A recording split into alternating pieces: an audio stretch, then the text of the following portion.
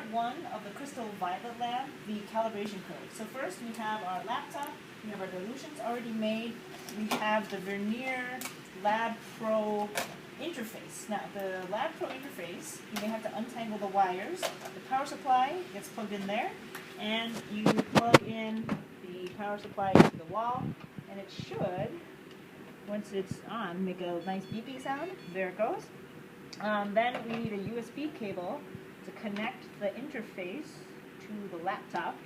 And once that's connected, so this end goes into the laptop, and the other end goes on the side. Now you may have to slide this door to open that one up.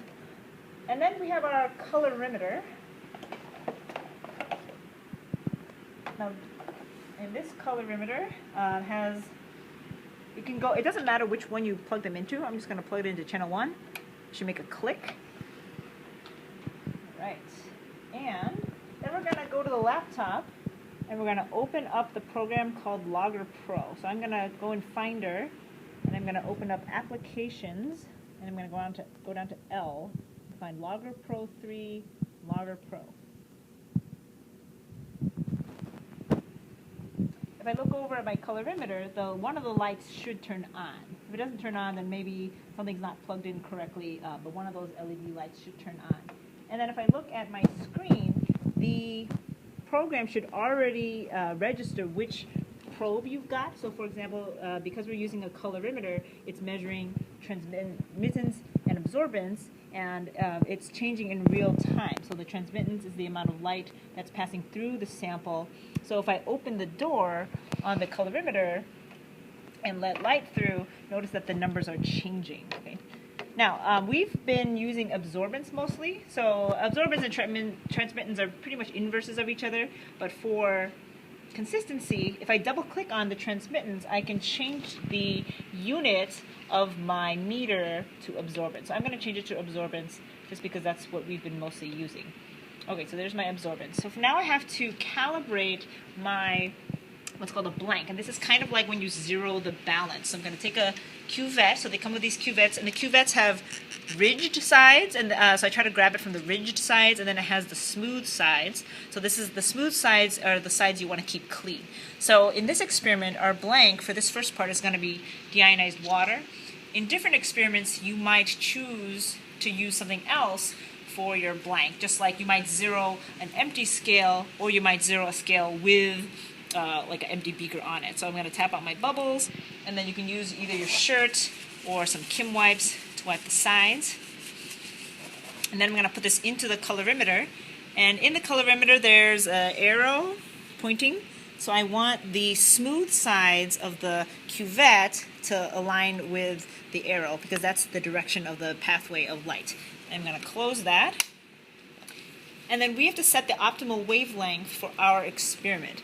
And in this experiment, because the crystal violet is purple, and if I think about my color wheel and the complementary colors and what wavelength I want based on our pre-lab, the optimal wavelength we want is 565. If we wanted to change the wavelength that the colorimeter is using, I would just use these arrow buttons to manipulate that. Okay, but we're going to leave it at 565. So this machine only has 4 options. Okay, so now we're going to calibrate. So on these devices, if you just press and hold calibrate, what will happen is it will force your absorbance to be 0 or your transmittance to be 100, and then what should happen is this red light will flash while it's calibrating, and it'll flash off when it's done. I have not had luck with this particular model with calibrating, but let's try it. Maybe it'll work since we're recording. So I'm pushing this. So for all the other machines or colorimeters, this will be flashing red, flash, flash, flash, flash, and then the absorbance will read to 0 or pretty close to 0, and then it'll be done.